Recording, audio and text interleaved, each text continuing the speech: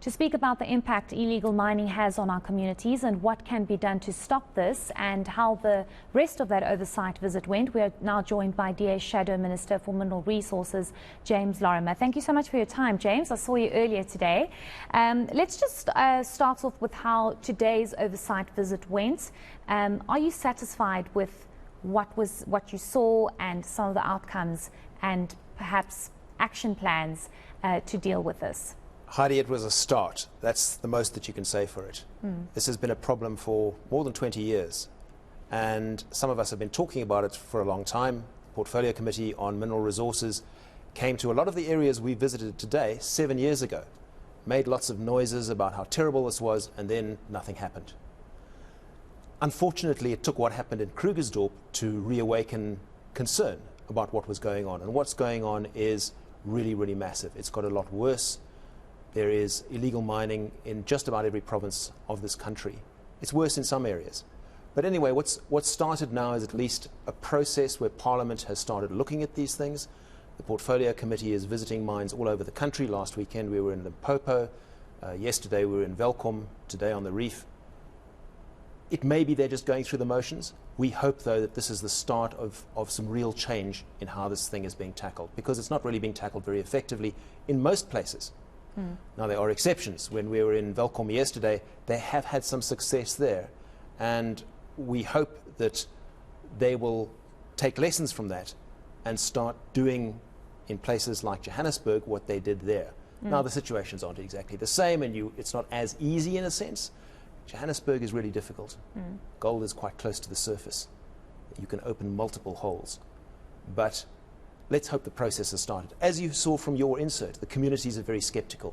They've heard this before. Yeah, and nothing we'll get into what the community told you, because I know you did engage with community today, but you mentioned something that was quite shocking. You said this has been going on for 20 years, and parliamentarians have been going to these sites. 7 years ago this also happened. You're hearing this from the community as well, but why do you think this has not been sorted out? Because what shocked me today, and I couldn't believe it, I mean, I almost tripped because I was trying to run out of the car to see what was going on. This is happening in broad daylight, and it's in the open. It's not even like it's trying to be in secret or in hiding. They are so brazen about it. And why do you think nothing is really being done? Because if we're really honest, it's only now in the last month or so that there's some kind of action.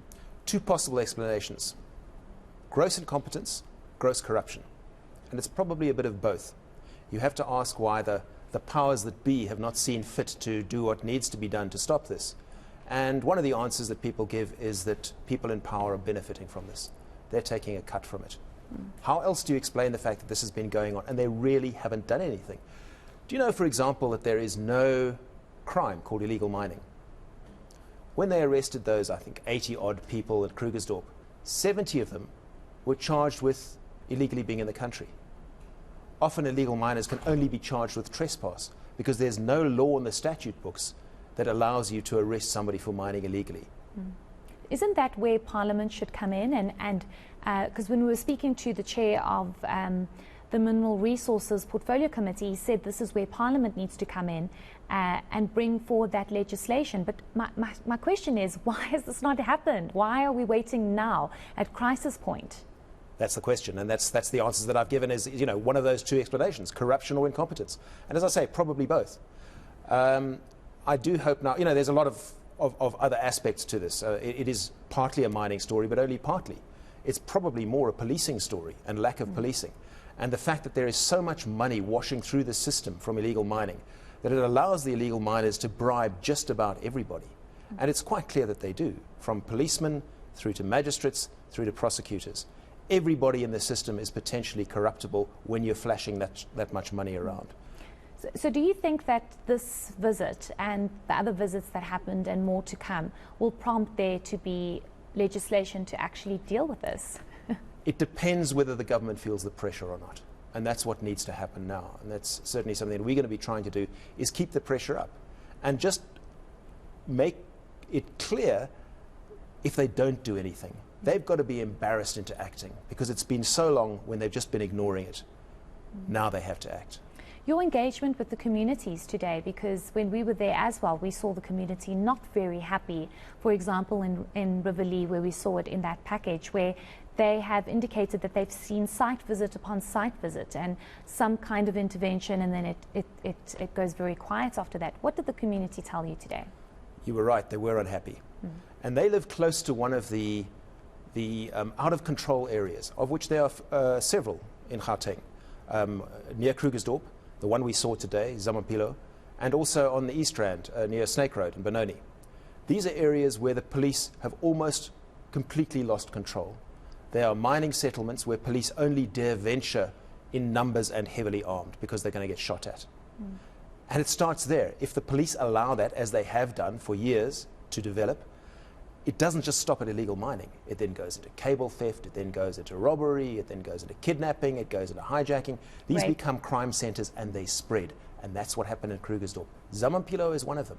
As you heard that gentleman say on your insert, that is a disaster waiting to happen. You have illegal miners mining almost on top of fuel lines.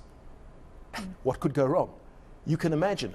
Somebody from Transnet once said to me, you know, if they rupture this thing, imagine an 800-meter flamethrower.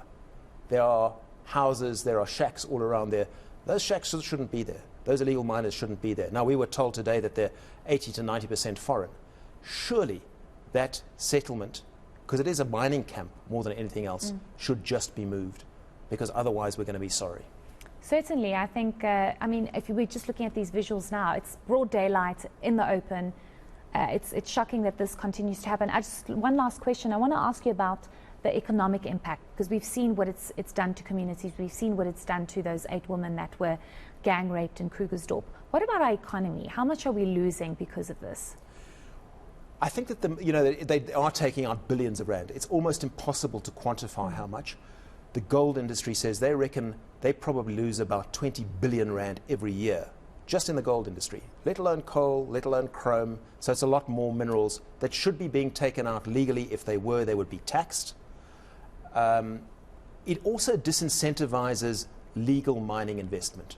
Nobody wants to open a gold mine if you're going to be brushed aside in your own gold mine by zamas coming down and taking over. It's just too risky. You're going to risk your money, so people go and put their money elsewhere. So it would improve us vastly as a mining investment destination if this was eliminated. And perhaps it was formalized, because it's very difficult to formalize it, I know, because what's happening at the moment is completely out of control. But surely there should be some kind of order. There's absolutely no order right now. Formalizing, which government has talked about, sounds good. But in practice, it is so difficult to control. You know, if you allowed, and they talk a lot about artisanal mining, it's not very different from what we saw today. The problem is, once you allow it legally, it's very likely to spiral out of control. And it's very likely to go on to just about anybody's property. So if there is a place for it, it has to be very, very carefully controlled. I think step number 1, though, is to get the policing right. There's not enough police intelligence. There's not enough police action on the ground. That's why they're so brazen. They can get away with it. Certainly, and I mean, today we saw how when all parliamentarians arrived at the various sites, they all just scattered and ran, and nothing happened to them, because they know nothing is going to happen to them, and that's why they're so brazen. But thank you so much for joining us in studio to speak about this very important aspect. We do appreciate it. That was the DA's Shadow Minister of Mineral Resources, James Lorimer. And he touched on something very important that I think I just want to mention, is that it seems as though there are police officials and SANDF officials that are in on this, which makes it very difficult for the good police officers to crack in on this, because it's almost hidden by the corrupt officials. So the problem is really out of control, and we do hope that government deals with this as soon as possible.